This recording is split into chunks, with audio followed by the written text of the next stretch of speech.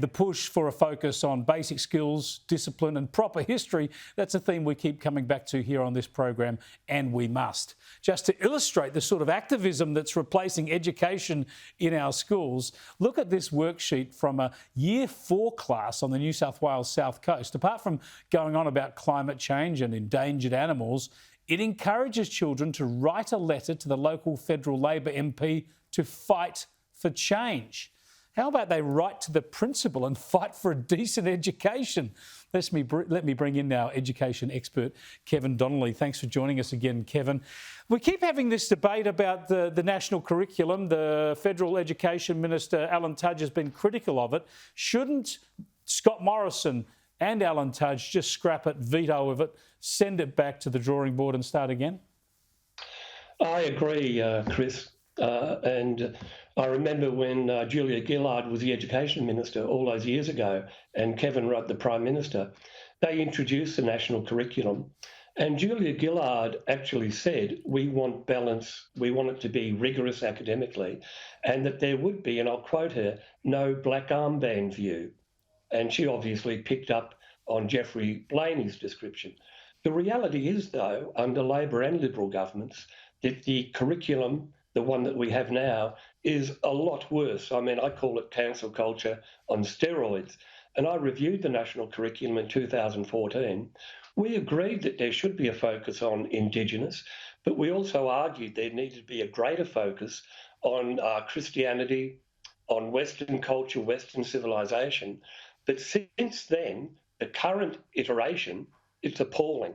And one example, you've been talking about China.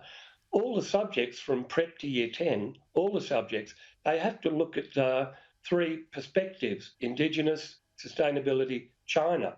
When you look at the way they talk about China, there is nothing about Mao Zedong, about the Cultural Revolution, about the millions who died, about the corruption, the tyranny. They give a very romanticised view of China, and that's an issue as well. Yeah, it is extraordinary. If you talk to young school children these days about figures in world history, they'll be able to tell you that Donald Trump was bad, but they won't be able to tell you anything about Hitler, Stalin or Mao Zedong. It is a worry. Some other examples we'll just highlight for our viewers. You mentioned Indigenous culture. Great that we should focus on that, teach our kids about it. But in this example, in maths, they actually use Indigenous elements in maths, exploring weaving, shell necklaces or dances and songs of Aboriginal and Torres Strait Islander peoples to identify, describe and create repeating patterns. And then into history, when we look at the commemoration of World War I, including different historical interpretations and contested debates about the nature and significance of the Anzac legend and war. So it's not about teaching about the sacrifice of Anzac and the way it forged us as a nation. We've got to look at it from the Turkey soldiers' point of view as well, I suppose.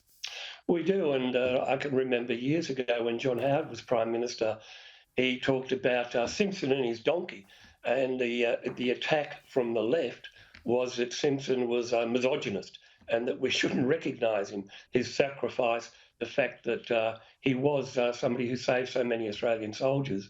But if you get back to the Indigenous, when you look at mathematics, there are about 80 references to Indigenous algebra, mathematics. I just don't understand that. I mean, when I went to school, we were taught about the Greeks, about Pythagoras. It goes back to that Western idea of algebra, of mathematics more generally. Now, I agree with you. We need to have an idea of Indigenous. We need to listen to their stories, their narrative. But I don't understand why there isn't the same balance when it comes to Western culture. Aborigines, about 3% of the population in Australia, obviously white people, I'll call them that, are the majority, and our institutions, our legal political system, our language, our literature, our art, music, it all comes from Europe and the UK. So that's where the focus should be. Thanks for joining us again, Kevin. My pleasure.